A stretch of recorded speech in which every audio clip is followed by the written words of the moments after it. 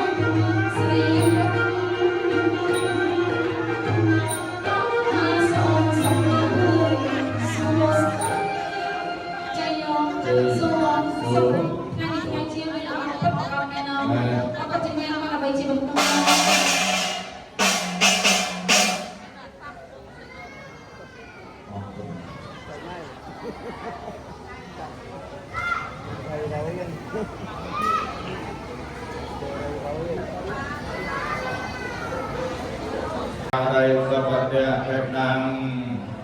กายกรรมังเวจากรรมังปะเตเหนังปะเตเหนังมโนกรรมังปะเตทิติปะเตเหนาปะเตเหนาอาจารย์วานะละพันตะเทปะเตเหเต